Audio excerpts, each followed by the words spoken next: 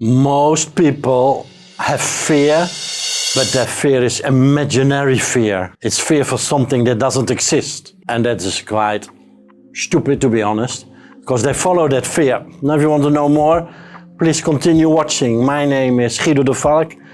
I'm a medical doctor and founder of the School for Authenticity, and I teach people to be living their true self. Okay, we go back to imaginary fear and true fear. There are two fears, right? So let's write that down first. Fear, and you have the real fear, and you have imaginary fear. Imaginary. Yeah? Two fear.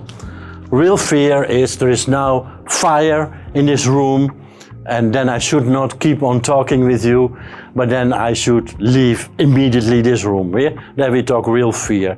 And real fear and real danger has something to do with the war. When there is war, you should not underestimate the danger when there is a war, and to feel fear for that danger is quite normal. Eh? That's real. That is real. People say, in general, it's about survival. Yeah? It's real survival. That's real fear. For sure you have dealt with that in your life. But beside that, you also have imaginary fear. And the most people follow their life following their imaginary fear. Imaginary fear is fear, but you don't have any reason to feel fear. To explain this, I can at best go back to our youth, to our 13 age.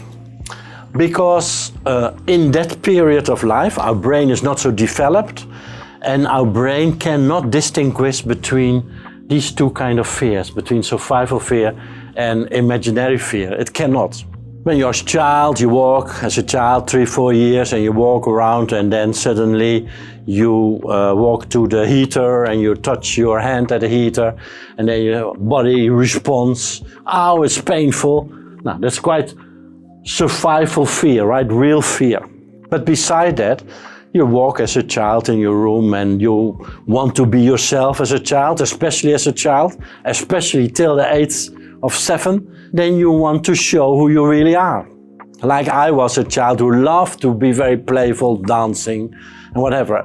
But my parents didn't like at all that I was so playful, dancing. They were very focused on that I should behave like a decent boy. The same message is going into that body, into the mind, body-mind of us, but it is then imaginary fear, but the feeling is survival. You understand? So what is happening? You get a situation and you react on that situation with survival fear, but that situation has no reason to feel fear, but it was fear for you because you were 13 or younger, and at that period of time you were not able to distinguish. And it means that when your parents or your teachers or your surrounding didn't agree with you, you developed the same reaction as the survival fear. Interesting, right? Why is it so interesting? Because most people in their adult life still follow their imaginary fear. Give an example. When you were young, there was not so much space for you to show who you really are. Maybe you were very creative, and your parents thought, no, it's not good at all for you to be creative. So you developed a fear to be creative, but it's an imaginary fear. It's not a real fear. But you still don't do it because you're afraid. Or you have imaginary fear that you cannot talk in public, or you have imaginary fear that you cannot run your own business. All imaginary. And people follow the imaginary fear. Yeah. I will erase it now.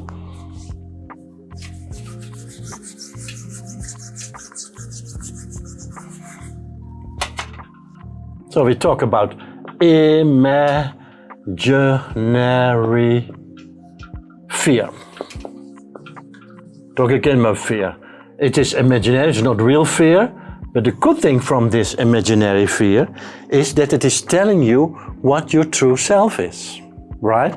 Because as your child, you showed that kind of action you like to do, but your surrounding didn't like it so much, and then you develop this kind of fear, But in real life, now you're an adult, you don't need it anymore. You can use it now again for the doorway to your authentic self. Or your true self.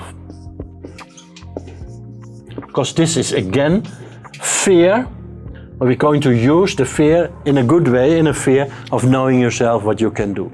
So what's the idea for you? What can you do next time? Next time when there is a situation and you feel fear, then please rest for a moment and check if it's real fear. Is it really surviving or is it imaginary fear? And I can tell you now already 1%, maybe less than 1% it's real fear and the rest is all imaginary fear.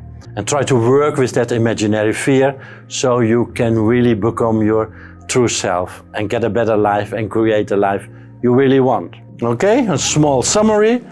In this video I talk about imaginary fear and real fear, and most of the people let their life run by their imaginary fear, but only 1% is real fear, and the 99% is not real fear. It's fear you imagined to be afraid of, and that will really make your life not as good as it is if you don't use it that way, but use it as your doorway to your true self.